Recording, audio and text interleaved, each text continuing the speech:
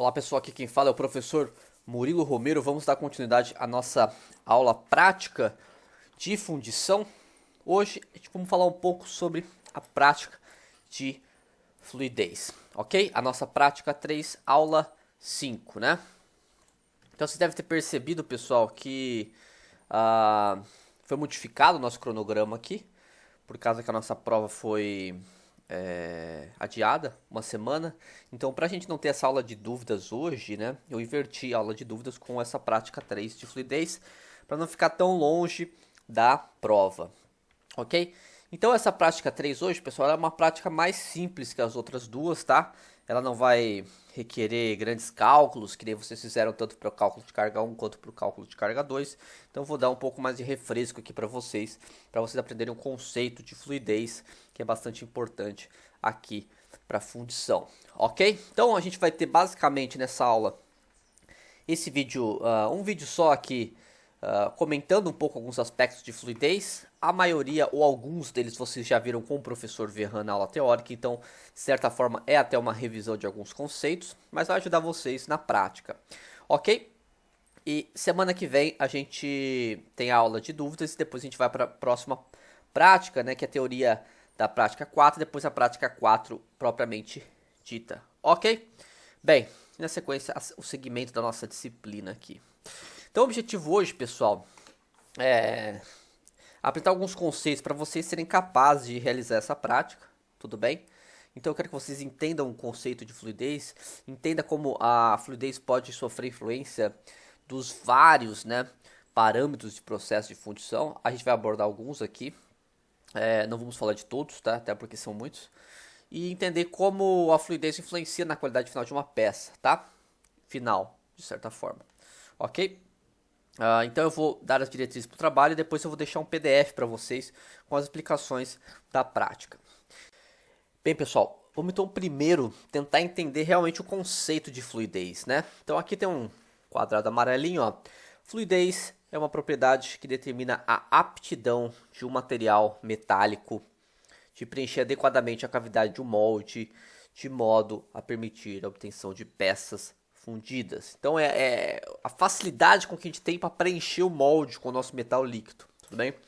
Existe então essa propriedade chamada de fluidez, tudo bem? Então é uma medida da capacidade de a gente fluir esse metal dentro do molde, alcançar grandes distâncias dentro do molde, a gente pode dizer, e ele vai fornecer para a gente uma ideia de quanto que a gente consegue caminhar com esse metal dentro desse molde, né? Até que ele esfrie e não consiga mais, né? Ele solidifique e não consiga mais escoar, né? Porque quando ele é líquido, né, igual a água, ele tem um fluxo, ele consegue fluir, né? Até pela energia potencial, que se transforma em energia cinética pelos canais de alimentação. Mas conforme ele vai solidificando, né? Você pensa na água, conforme a água solidifica, o gelo ela perde mobilidade, né? Perde o escoamento. E aqui acontece a mesma coisa para o metal líquido. Então, quanto maior a fluidez, de certa forma, mais fácil para a gente vazar o nosso metal. Tudo bem? E aí tem alguns casos críticos onde isso é importante, tá? Que é peças muito delgadas ou finas, né?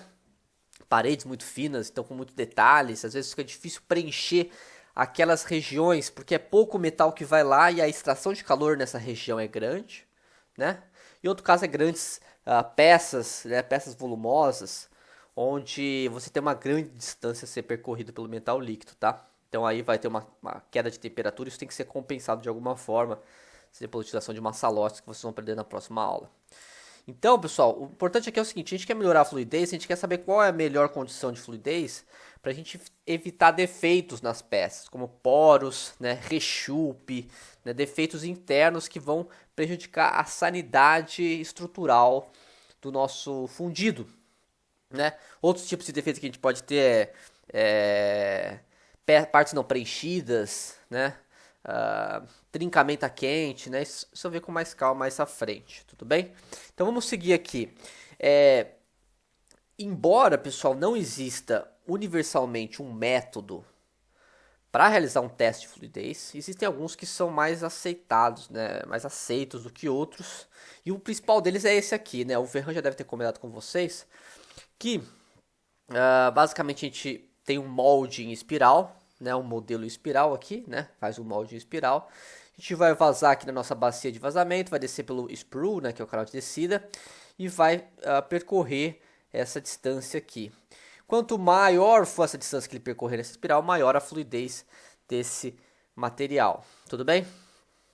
Esse método ele é mais utilizado, pessoal, porque ele torna, de certa forma, o molde mais compacto, né? Não precisa de um molde muito grande, e ele não tem problemas de desnível, né? Ele vai estar sempre no mesmo nível do processo aplicado aqui do metal fundido, nunca vai ter subir e descer de nível, ele vai estar sempre no mesmo plano.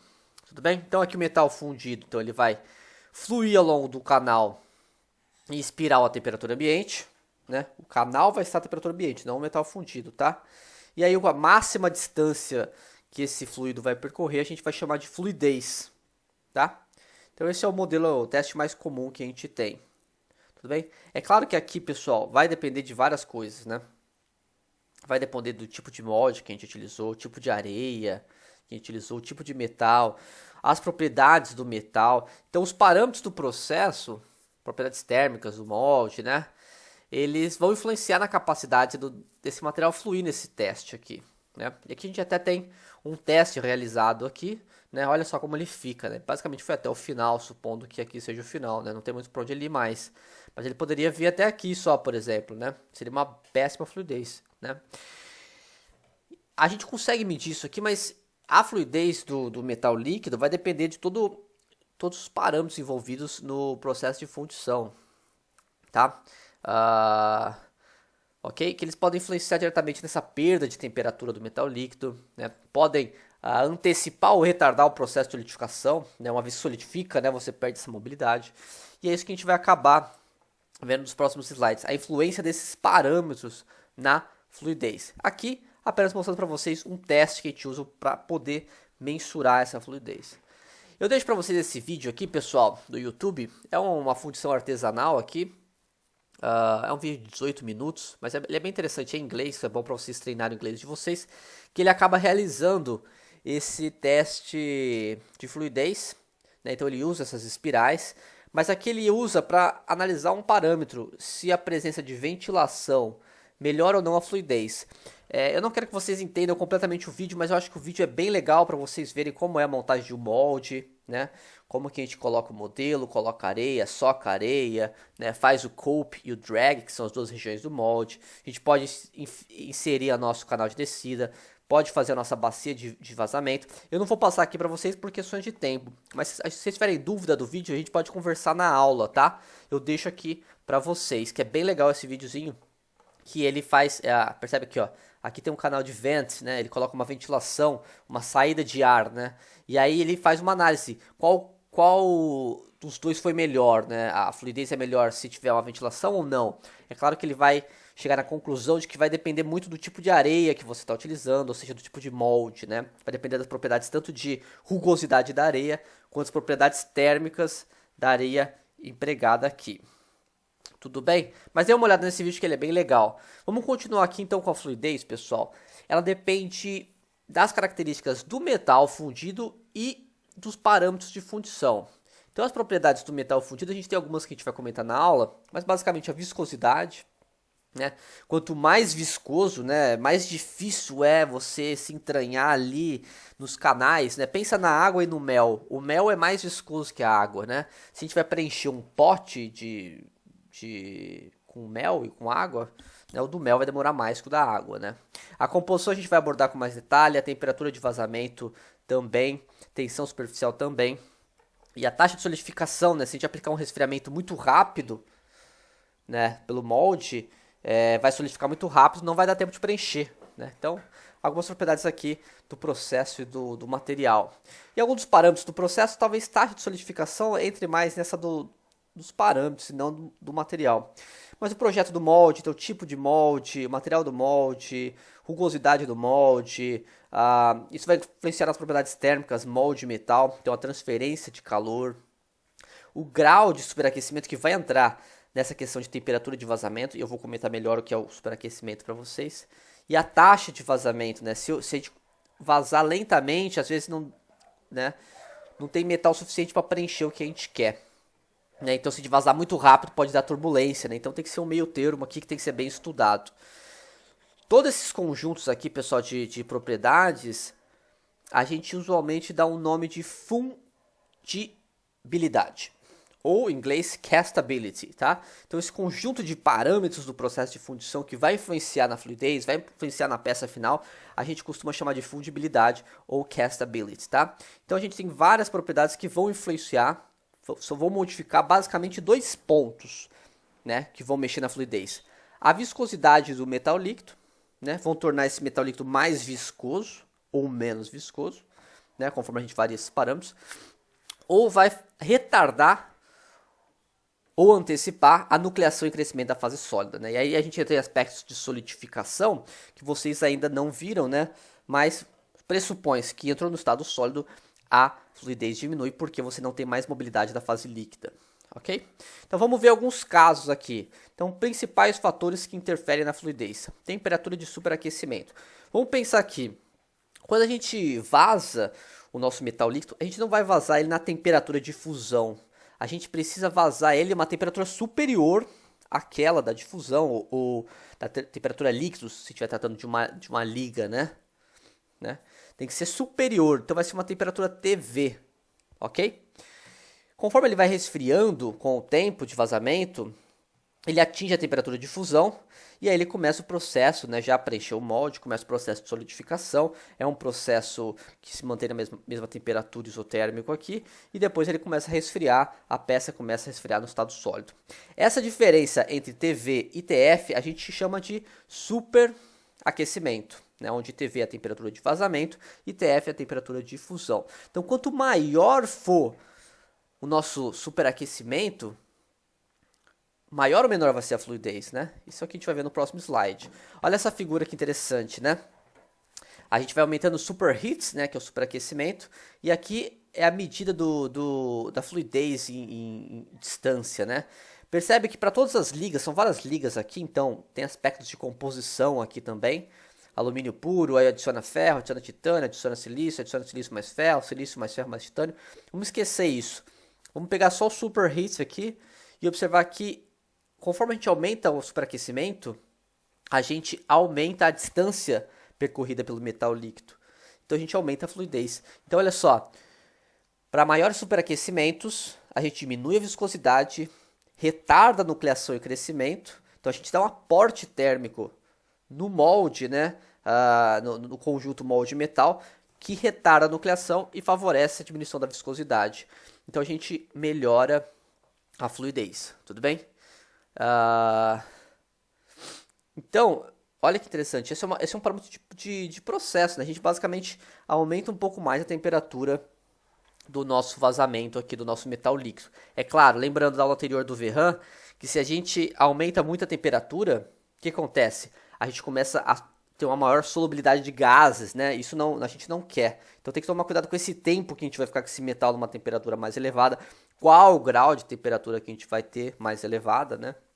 E principalmente, né, o aporte térmico para elevar, para fazer esse superaquecimento vai ter uma energia embutida gasta aqui. A gente fez o cálculo de energia na aula passada, né, na prática 2. Então, quanto maior a gente elevar a temperatura, maior vai ser a energia gasta, maior o custo adicional do processo, né? Tudo bem? Olha outro caso aqui, por uma liga de alumínio com adição de silício, né? Então, novamente, questão de composição, mas vamos esquecer isso, né? Apesar da composição também influenciar, fica claro isso, né? Que a curva modifica. Mas olha só, para uma mesma composição, 10%, né, de silício, a gente percebe que para um superaquecimento maior, né, ou para uma temperatura de vazamento maior, a gente observa uma fluidez em porcentagem maior também. Então a gente percebe que além do superaquecimento, a composição também tem uma influência bastante importante aqui no superaquecimento da nossa liga, né? Mas antes da gente entrar na composição, seria interessante a gente abordar o modelo de solidificação, tá? E quais são os modelos de solidificação? Apesar de vocês não terem visto a aula de solidificação ainda, a gente tem a solidificação progressiva e a solidificação extensiva, né? Então vamos ver umas ilustrações esquemáticas desses dois modelos de solidificação. Olha só, primeiro a gente tem todo o líquido, né? Então a frente líquida aqui, então as paredes do molde em preto.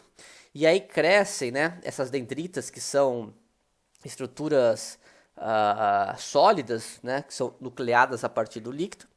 E elas crescem da parede do molde e crescem de forma progressiva, né, até elas se encontrarem, né, e formarem a parte sólida. Então tem uns grãos, né, formados. Então aqui continua líquido, né? O líquido ele não tem uma interrupção aqui na sua frente, né? Então sólido e líquido tá bem separado aqui, né? Percebe? Se a gente vai para extensiva, olha o que acontece. Acontece a nucleação no seio do metal líquido aqui, né? Esses cristais crescem e cada vez cresce mais até eles nuclear. Percebe que aqui o grão é até mais refinado, né? Porque provavelmente usamos inoculantes aqui, né?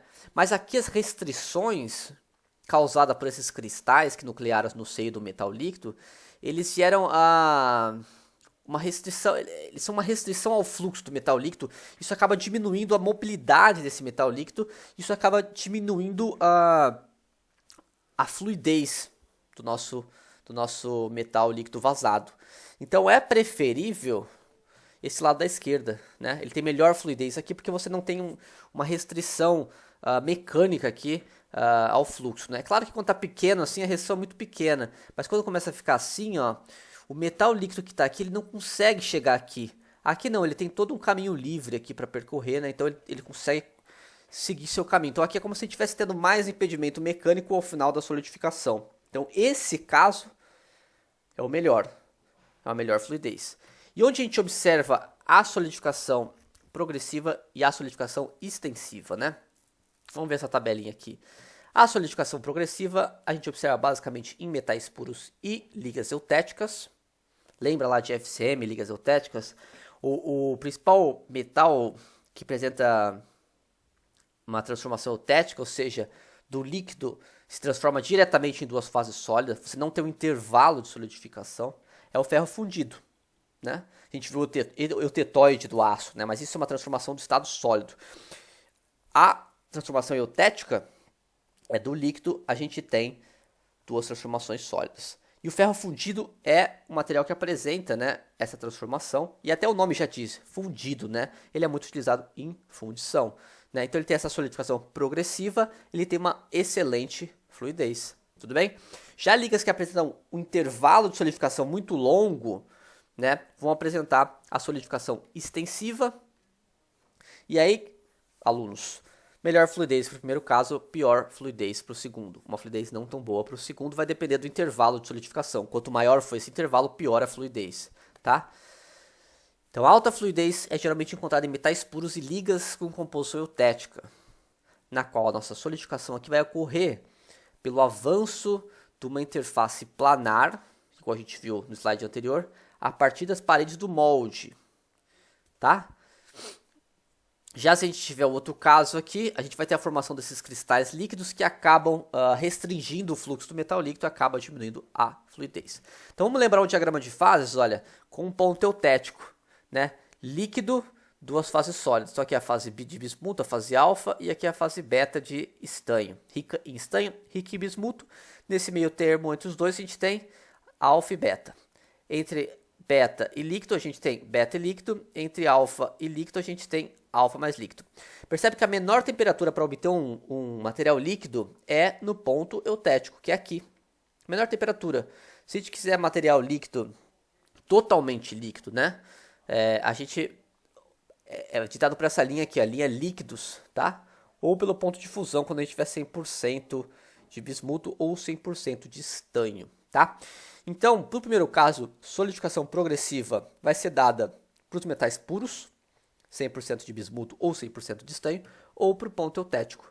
Percebe que ele sai do líquido e vira sólido rapidamente. Ele não tem um intervalo de solidificação, como por exemplo aqui na setinha laranja, né? Olha aqui, ele sai daqui, forma um cristalzinho, o cristal vai crescendo, né? Esses cristais que não viram de uma vez para outra líquido sólido, eles acabam restringindo o fluxo do metal líquido. Tudo bem? Então olha só, vamos lembrar das corzinhas. Roxo é metal puro e eutético e laranja é um intervalo de solidificação. Se a gente olhar esse gráfico aqui, que a gente está variando a composição numa liga de cobre, né? O cobre também tem um eutético aqui, cobre-alumínio. A gente observa que tem um ponto aqui de máxima fluidez. Esse ponto corresponde ao ponto eutético, né? O outro ponto que vai ter um máximo aqui de fluidez vai ser o ponto relacionado ao metal puro, ou seja, 100% de alumínio. Tudo bem? Os pontos aqui de mínima fluidez, são os grandes, os maiores intervalos de solidificação. Então, a máxima fluidez, eutético ou metal puro, né? E a mínima fluidez em regiões de médio ou alto intervalo de solidificação. Então, para fundição, a gente vai sempre acabar preferindo essas ligas que possuem melhor fluidez, como por exemplo ferro fundido, como por exemplo alumínio silício próximo da composição do eutético, tá? É por isso que a gente vai utilizar muito essas ligas e pouco algumas ligas que não facilitam o processo de fundição. Voltando aos dois gráficos que a gente viu que tinha influência de composição, lembra que eu pulei eles, eu não quis comentar muito, né? Olha só no primeiro, conforme a gente vai adicionando silício ao nosso alumínio, o que acontece? Chega num ponto de máximo. Esse nosso ponto de máximo é a composição eutética, né? Então, isso vale para os dois superaquecimentos aqui que a gente está vendo, para as duas temperaturas de vazamento, né? Que são 56 graus de diferença.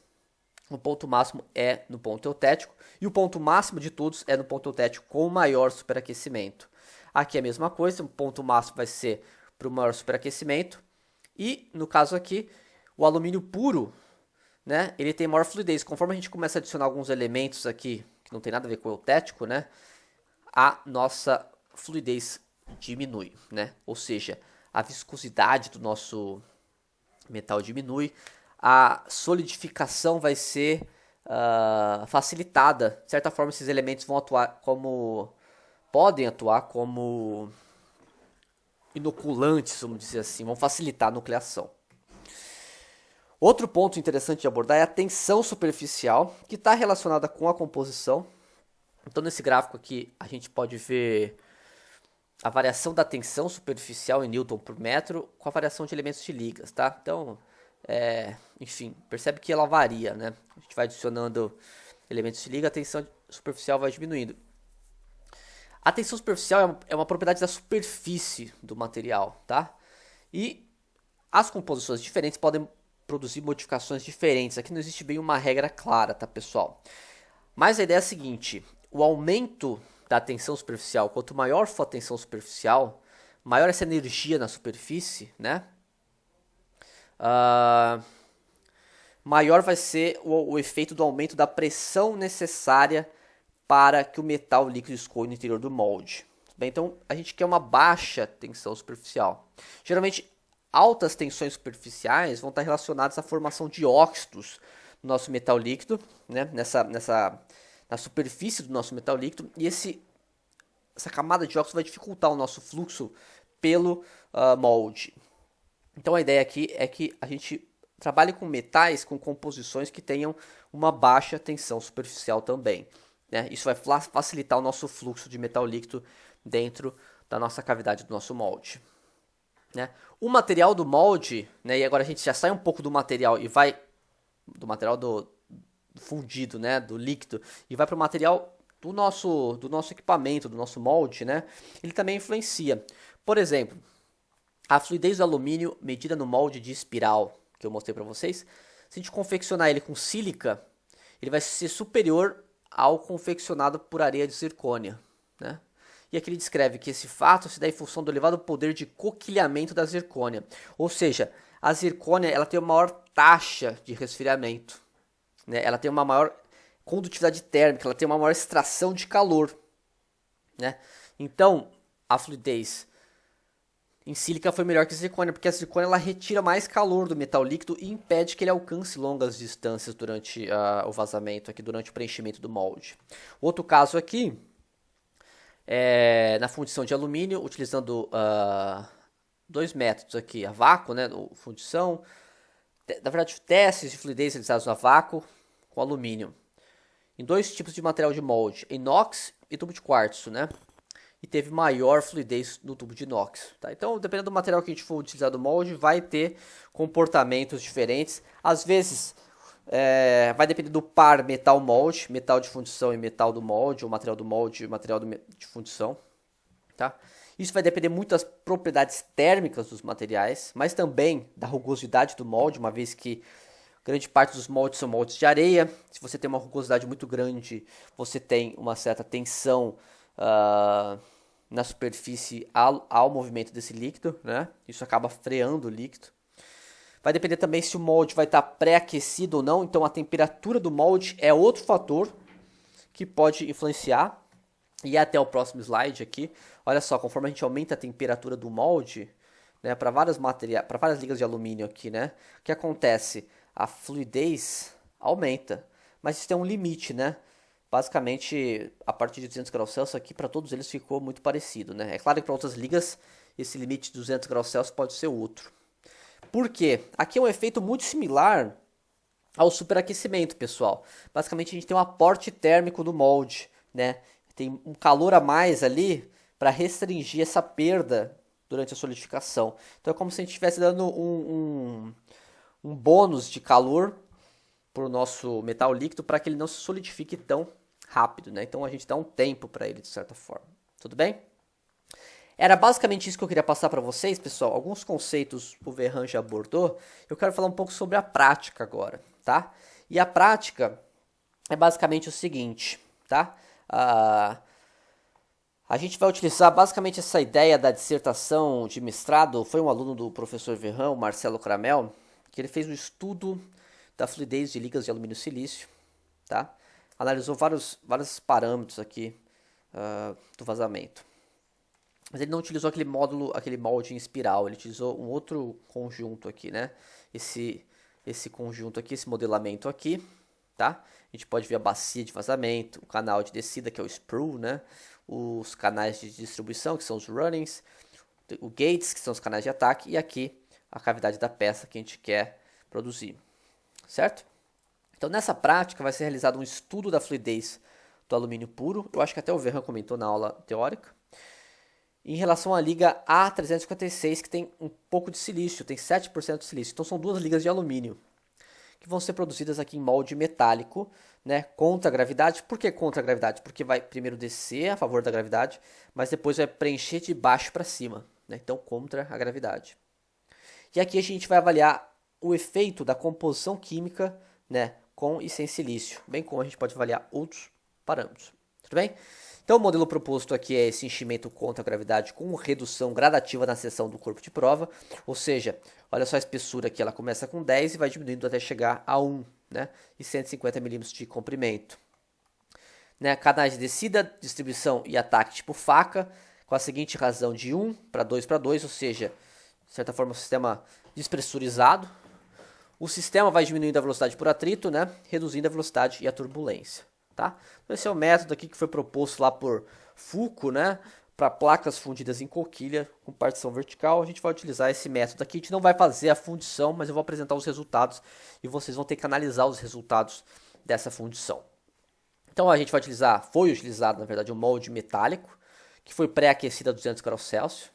Então você vê bem aqui a bacia de vazamento, né, canal de descida, canal de distribuição, aqui os gates, né, os canais de ataque, e a peça tem até uma salotinha aqui em cima, né, ou uma saída de ar, uma ventilação também pode ser.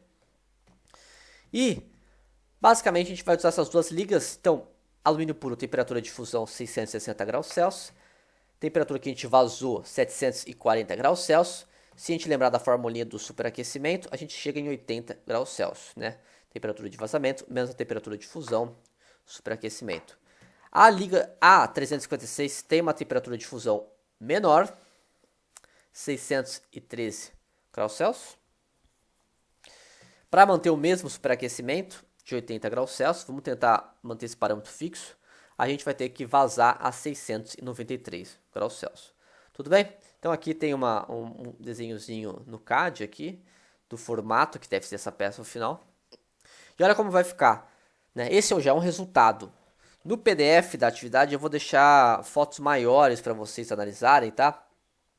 E aí vocês vão ter que analisar o comportamento aqui, tanto para o alumínio puro quanto para o alumínio 356, ok?